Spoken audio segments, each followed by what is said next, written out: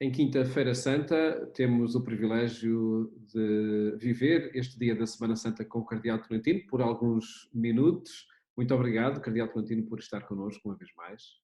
Para mim é um gosto. Uhum. E o que é que esta Quinta-feira Santa inspira a partilha dos teatros da Paixão que vem fazendo connosco? Hoje, se quisermos, o Teatro da Paixão transforma-se em Teatro do Dom, porque na celebração da Eucaristia, nós faremos memória da própria instituição da ceia eucarística. E é interessante que serão lidos dois textos complementares que nos ajudam a mergulhar no sentido profundo da Eucaristia. O texto do Evangelho que se lê é o texto de São João, no capítulo 13, que conta a cena do lava-pés. Jesus está à mesa com os discípulos, a dado momento levanta-se, depõe as suas vestes, coloca uma toalha à cintura e ajoelhado perante cada um dos discípulos, lava os pés. É alguma coisa espantosa, como o próprio texto nos encarregará de assinalar.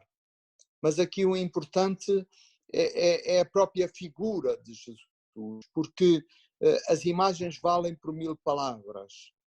Este Jesus que se depõe a si mesmo da sua autoridade, do seu poder, ele que era de condição divina, não se vale da sua igualdade com Deus, mas torna-se não apenas humano como cada um de nós, mas torna-se o último dos homens, o servo de todos.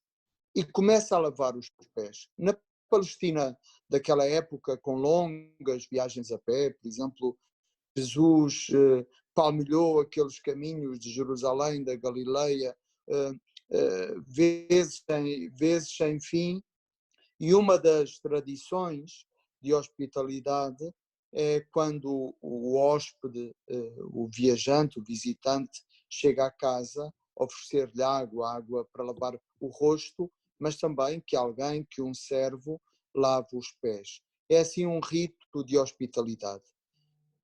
É interessante nós pensarmos na Eucaristia como uma forma de hospitalidade. Quando lá chegamos, somos acolhidos. É um lugar de portas abertas, onde todos temos lugar, à volta daquela experiência comunitária, daquela relação que o próprio Jesus estabelece. Mas ele vai mais longe, não manda alguém lavar-nos os pés, ele próprio toma a iniciativa de lavar-nos os pés. E aí Pedro serve de alerta, dá o alarme, a dizer: há aqui alguma coisa que está bem, Senhor, tu não me lavarás os pés, porque Pedro dá-se conta perfeitamente da assimetria que aquela imagem de Jesus representa. Mas essa assimetria é a condição mesma do amor. Não há amor equivalente, não há amor medida por medida, não há amor com os pratos da balança. O amor, os pratos da balança iguais, o amor é sempre desproporcional. O amor é sempre uma forma de excedência, uma assimetria. E Pedro fica assombrado, há uma espécie de repulsa, ele não pode aceitar semelhante coisa. Mas quando Jesus lhe explica, ele diz: Senhor, não apenas os pés, mas também as mãos e a cabeça. A resistência de Pedro é muito importante porque nos chama a atenção para o amor com que cada um de nós é amado. Eu diria, a desmesura de amor com que cada um de nós é amado. E depois as palavras que Jesus diz no fim desse episódio: compreendeis o que vos fiz? É uma grande responsabilidade para nós cristãos, 2000 anos depois, nos confrontarmos com esta pergunta: compreendeis o que vos fiz? Será que compreendemos verdadeiramente? Será que a hermenêutica daqueles gestos, e não só daqueles, de todos os outros? Ontem nós víamos aquele desfile de personagens, figuras do caminho. Compreendeis o que vos fiz? Será que nós compreendemos o que vemos e ouvimos? Será que nós compreendemos o que os nossos olhos testemunharam? Será que nós compreendemos aquilo que cada Eucaristia nós celebramos? Compreendeis o que vos fiz? Fazei o mesmo uns aos outros. Então, aquele gesto, aquela performance de Jesus no lavar dos pés aos discípulos é uma forma de hospitalidade radical, expressa pelo amor, mas também é um mandato. Nós somos lavadores de pés. Nós somos lavadores de pés. No retiro que o ano passado pregou aos nossos bispos portugueses, o cardeal de Boston, o título do seu livro era Precisam-se de lavador de pés. E de facto, isto nós cristãos podíamos escrever num anúncio, colocar à porta das nossas igrejas e das nossas casas: precisam-se de lavadores de pés. Porque um cristão outra coisa não é do que alguém disponível para lavar os pés, para se depor a si mesmo, ao seu próprio eu, coisa tão difícil, processo que equivale ao novo nascimento, e nos tornarmos verdadeiros lavadores de pés. Mas há um outro texto que é lido também na liturgia desta tarde, e que é, de certa forma, o primeiro relato da última ceia, que nos aparece na primeira carta de São Paulo, no capítulo 11, onde São Paulo diz aos cristãos: eu transmito-vos, eu passo-vos aquilo que eu também recebi, a tradição que eu também recebi. Na noite em que ele ia ser entregue, tomou o pão e disse: isto é o meu corpo, tomai-o. Pegou no cálice e disse: isto é o meu sangue, o sangue da nova aliança, entregue por vós, tomai-o e fazei isto em minha memória. É a essência daquilo que em cada Eucaristia nós celebramos. Não é por acaso que a Eucaristia se celebra num altar, no fundo numa mesa. E não é por acaso a centralidade que a mesa tem em todas as culturas. Há um clássico da literatura norte-americana que normalmente, quando os casais casam, se oferece, que é uma espécie de vademecum para organizar a vida familiar, e que diz: primeiro a mesa. A primeira coisa a entrar numa casa, numa família, é a mesa. Porque a mesa é o lugar onde a família se constrói. A mesa não é apenas um utensílio prático numa casa. A mesa é aquele lugar fundamental onde os laços se estreitam, onde a partilha se efetiva de uma forma sensível, de uma forma concreta. É claro, nós podemos comer à frente da televisão, podemos comer num tabuleiro em qualquer divisão da casa, mas não é a mesma coisa. Nós precisamos sentar à volta de uma mesa, porque à volta de uma mesa nós percebemos isto. O alimento é verdadeiramente um símbolo, é um pretexto, é uma expressão, porque nós alimentamos-nos uns dos outros. E à volta de uma mesa isso é muito real. Nós precisamos, mesmo sem palavras, precisamos do olhar do outro, da presença do outro, do sacrifício e do esforço que representou poder colocar aquele alimento na mesa, do amor que representa aquela partilha, sem ser preciso dizer nada. Está verdadeiramente lá tudo. Como o bebê, quando se alimenta do seio da mãe, muitas vezes ele tem o peito da mãe na boca, mas os olhos estão fixos no rosto da mãe. Porque ele, claro, alimenta-se do leite que a mãe lhe dá, mas alimenta-se da mãe, da figura da mãe, do calor da mãe, do amor da mãe. E é esse o sentido profundo de uma refeição. Que Jesus toma aquele pão e diga: isto é o meu corpo. É um mistério, é um mistério.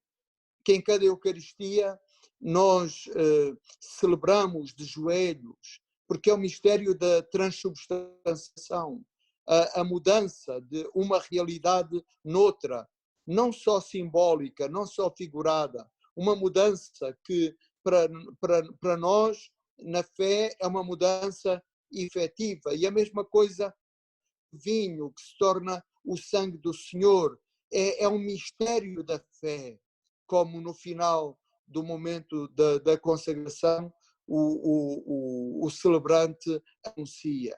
Mas, ao mesmo tempo, nós temos chaves antropológicas para perceber, para aderir com todo o coração àquele mistério.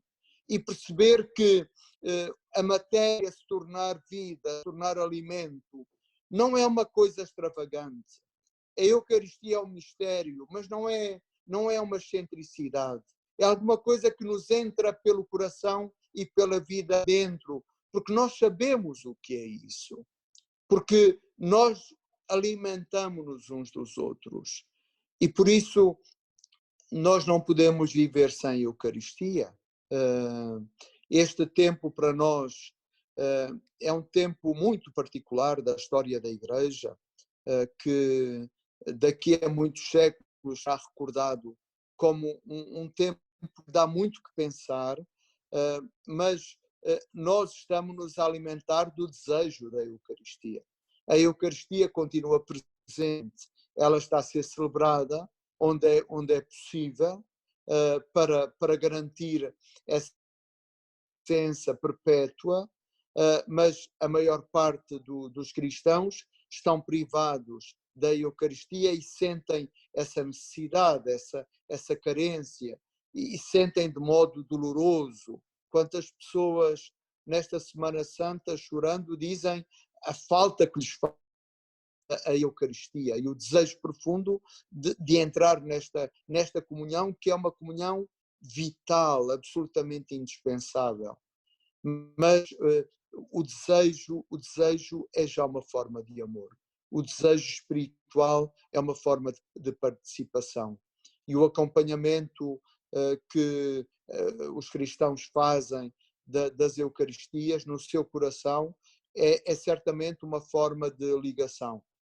Mas isso não quer dizer que é uma substituição da Eucaristia, porque a Eucaristia nada a pode substituir. Porque é esse mistério de presença, é esse mistério encarnado, em que nós tocamos o corpo que nos dá a vida, o alimento que nos nutre, que nos faz ser. Hoje nós celebramos a instituição da Eucaristia, também do sacerdócio ministerial, e pensamos que as nossas vidas também têm de se tornar teatros do dom. Também nós somos chamados a viver de forma eucarística. Há uma bela expressão que os padres da Igreja usavam para falar das assembleias cristãs, dizendo: aqueles que participam na Eucaristia tornam-se eucaristificados, isto é, tornam-se contaminados, infectados positivamente, vitalmente pela Eucaristia, e não podem não viver segundo aquela gramática da entrega de si, do despojamento de si, de tornar a sua vida um serviço, um dom, uma oferta, de aceitar que cada dia da sua vida tem de ser um alimento para os outros. A nossa vida, quando não é dada, morre. O pão que fica no saco acaba por tornar-se inútil. O pão é útil quando é colocado sobre a mesa, sobre o palco da vida, e é partido em bocados para alimentar as múltiplas fomes. Nós, cristãos, à maneira de Cristo, somos chamados a imaginar assim a nossa vida. Porque a Eucaristia dá-nos uma nova gramática. Compreendeis o que vos fiz. É uma imagem da nossa vida que agora nós somos chamados a corresponder. Que cada um de nós se configure com a imagem do dom. O facto de estarmos agora privados de participar na Eucaristia não vai alterar essa centralidade que ela tem no contexto crente e vai-se retomar mais à frente com a mesma intensidade? Ela continua com a mesma centralidade, porque mesmo na ausência, a ausência tem um sentido. Mesmo na ausência, há uma intensificação dessa centralidade que a Eucaristia significa. Porque eu não tenho dúvidas, a maior parte dos cristãos hoje, aquilo de que sente mais falta, mais carência, é da Eucaristia. E essa carência, vivida como ausência, como privação, involuntária, reclama, porventura ainda mais dramaticamente, a centralidade que a Eucaristia tem na vida da Igreja. Porque, verdadeiramente, a teologia lembra-nos que a Igreja nasce da Eucaristia. E a Eucaristia é, de facto, o eixo central da vida da Igreja. E este momento particular da nossa história é um momento em que nós temos de viver com muita coragem, mas percebendo que de uma forma apofática, como diziam os místicos, isto é, de uma forma nua, de uma forma despida, de uma forma, aquilo que São João da Cruz dizia da subida ao Monte Carmelo, nada. Isso que cada um dos cristãos sente hoje em relação à sua prática litúrgica, este nada, seja uma forma mística, espiritual, de união, no silêncio, abraçando este silêncio e suplicando ao Senhor que faça deste nada um tudo que só Ele sabe realizar. Permita, Cardeal Tolentino, que regressemos à cena de Jesus no lava-pés e às palavras de Pedro. Ele foi porta-voz daqueles que estavam com ele na última ceia com Jesus. É também nosso porta-voz e porta-voz dos crentes de todos os tempos pela incapacidade de compreender o gesto de amor. O amor abisma, o amor deixa-nos desconcertados, deixa-nos desarmados. E quanto maior o amor, mais o sentido profundo de que somos indignos, de que somos pobres, de que não merecemos. E esse sentimento, perante o amor abissal com que o Jesus Pascal ama cada um de nós, esse sentimento está presente em todos os nossos corações.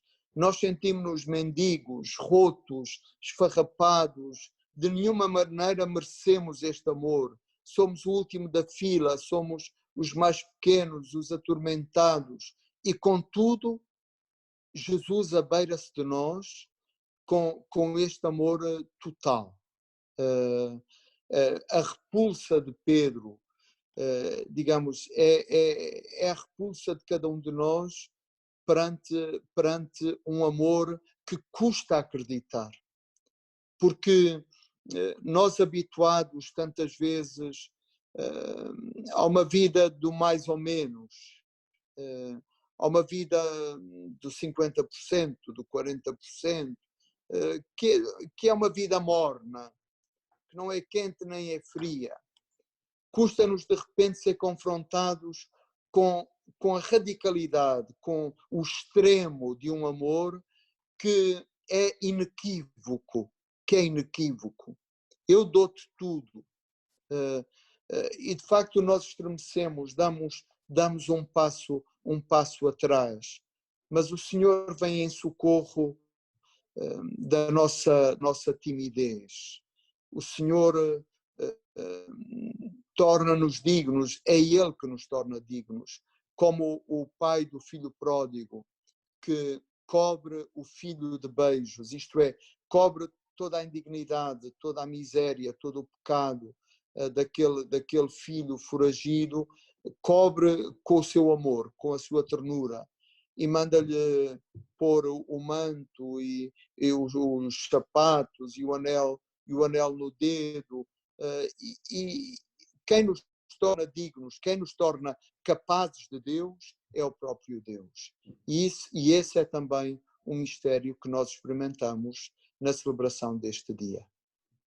Esse assombro e admiração diante de gestos de amor levados ao extremo no nosso cotidiano é que motiva, por exemplo, que bairros inteiros, cidades inteiras, países inteiros venham à janela bater palmas a médicos, àqueles que estão no cuidado da linha da frente. A comoção profunda que o bem é capaz de despertar no coração humano vai exatamente nessa linha. As populações do mundo inteiro que saem a aplaudir estes heróis do cotidiano, estes heróis anónimos, que nos hospitais, mas em tantos outros serviços, para garantir que a maior parte da população esteja em casa, há uma multidão de pessoas que diariamente arriscam a sua saúde e, em muitos casos, a sua vida para colocar o bem do outro em primeiro lugar. O aplauso, o obrigado, o espanto, o assombro, desperta por um lado uma gratidão, mas também uma chamada de atenção àquilo que a nossa vida deve ser. Por isso, o Papa domingo passado dizia aos jovens na homilia: reparem quem são os verdadeiros heróis. Reparem quem são aqueles que não vamos querer esquecer. Reparem quem são os que nos momentos decisivos da história do mundo contribuem verdadeiramente para fazer a diferença. Eu não tenho dúvidas que aquele que vamos recordar são eles que colocam o amor e o amor pelos outros em primeiro lugar. Cardeal Tolentino, obrigadíssimo por ter partilhado connosco estas mensagens que podemos encontrar nas celebrações de Quinta-feira Santa. Nós entramos hoje no Tríduo Pascal e é um santo Tríduo Pascal que eu desejo a todos os que acompanham esta transmissão.